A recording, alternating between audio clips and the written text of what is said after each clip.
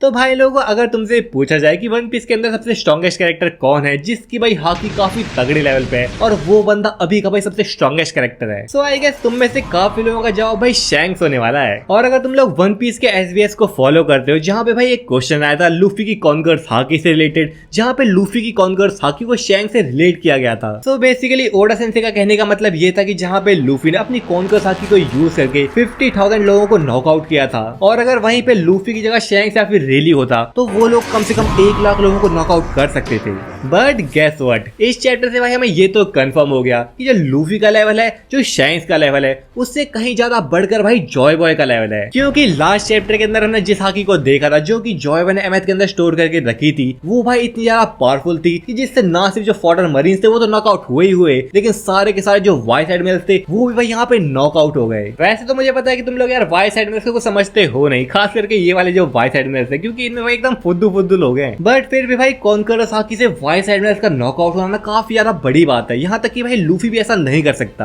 और तुम लोगों को तो पता ही होगा कि हाकी बस उसी के ऊपर वर्क करती है, यानी कि वही नॉकआउट होगा जिसकी जो विल है वो स्ट्रॉन्ग नहीं है, या फिर जो हाकी यूज कर रहा है वो अपने अपोनेंट से काफी ज्यादा पावरफुल हो। जिसका मतलब सिंपली ये है कि जो वाइस एडमिरल्स थे वो भाई जॉय बॉय से फाइट करने के लायक ही नहीं थे, क्योंकि इस कॉन्करर्स हाकी को देख के डोरी और ब्रॉगी ने तो ये तक कह दिया कि ये जो हाकी है वो शैंक्स से भी बढ़कर है।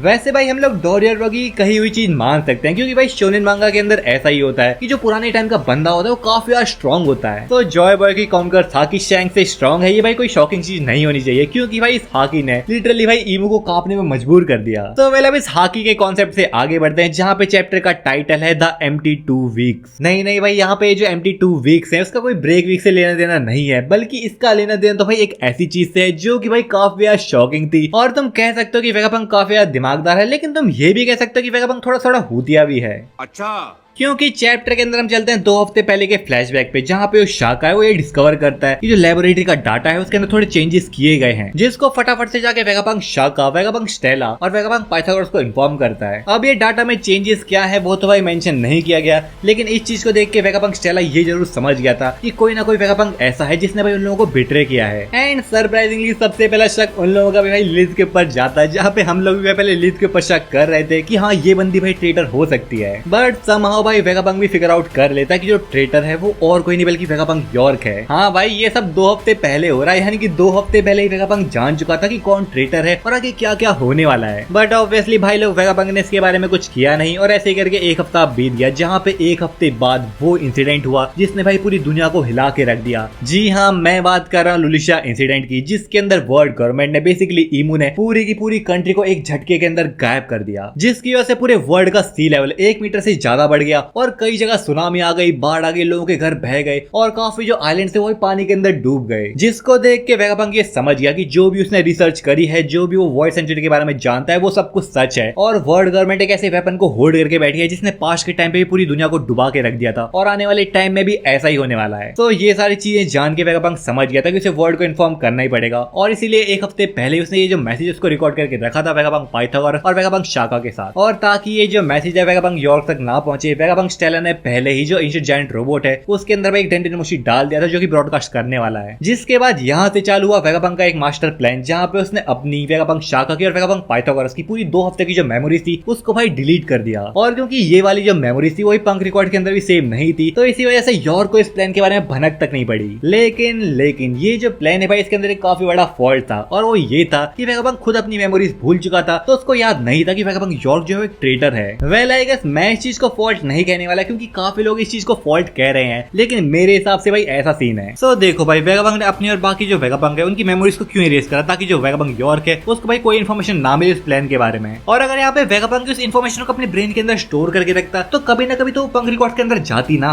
और अगर पंक रिकॉर्ड के अंदर गई है तो भाई वेगापंक यॉर्क को भी वो इन्फॉर्मेशन मिल जाती। तो भाई इसी चीज की वजह से वेगापंक ने सब लोगों की मेमोरीज को इरेज कर दिया और कोई ऐसी इन्फॉर्मेशन अपने पास रखी ही नहीं जिससे भाई यॉर्क को थोड़ा भी शक हो। बट वेल भाई, वेगापंक को जीनियस ऐसे ही नहीं कहते, क्योंकि इन सब चीजों के बावजूद भी वेगापंक ने अपने लिए एक मैसेज छोड़ा था और वो ये था, have faith in yourself and die. Literally भाई ये लाइन सुनते ही एकदम गूज़बम्स आ गए थे। सोचो भाई तुम लोगों के साथ ऐसा सीन हो रहा हो कि तुम लोग करीब 1-2 हफ्ते की मेमोरीज को भूल चुके हो और सडनली तुम्हारे पास एक मैसेज आता है जिसमें लिखा है have faith in yourself and die, और वो भी तुम्हारी राइटिंग में। सो सोचो भाई तुम लोगों का कैसा रिएक्शन होगा। बट वेल भाई इन सब चीजों के बावजूद भी अपने वेगापंक दद्दू अपनी जान को भाई गंवाने के लिए हाजिर थे। और वहीं अब हम सनी के अंदर वेगापंक की बॉडी को देखते हैं जिसको सांजी देख रहा होता है, क्योंकि यहाँ पे वेगापंक ने मरने से पहले सांजी से एक बात कही थी। वेगापंक चाहता है कि जो लोग सबसे पहले वन पीस को क्लेम करें वो और कोई नहीं बल्कि स्ट्रॉ हैट क्रू हो। सो भाई ये बात सुनने में जितनी ही छोटी लगती है उतनी ही काफी ज्यादा इंपॉर्टेंट है, क्योंकि स्ट्रॉ हैट के साथ अब कौन है भाई, वेगापंक लिलिथ है, यानी कि लिटरली एक वेगापंक है। और यहाँ पे वेगापंक ने खुद कहा कि वो चाहता है कि जो वन पीस है वो स्ट्रॉ हैट क्रू क्लेम करे, यानी कि जो वेगापंक लिलिथ है वो भाई स्ट्रॉ हैट के साथ ही सेल कर सकती है। जिसके बाद अब सीन सनी और जायंट की शिप की तरफ शिफ्ट होता है, जहाँ पे दोनों ही जो शिप है वो एल्बाफ की तरफ बढ़ चुकी है, यानी कि जो नेक्स्ट डेस्टिनेशन होने वाली है वो है एल्बाफ। जिसकी खुशी में लूफी और भाई उसॉप तो हमेशा की तरह नाच रहे थे, क्योंकि लूफी और उसॉप का ड्रीम था भाई एल्बाफ के अंदर जाने का, खासकर भाई उसॉप का। उसॉप तो भाई यहाँ पे नाचते हुए ये तक कहता है कि वो लोग फाइनली उसकी ड्रीम लैंड यानी कि एल्बाफ की तरफ बढ़ रहे हैं, जहाँ पे जाके उसॉप बनेगा bravest warrior of the C.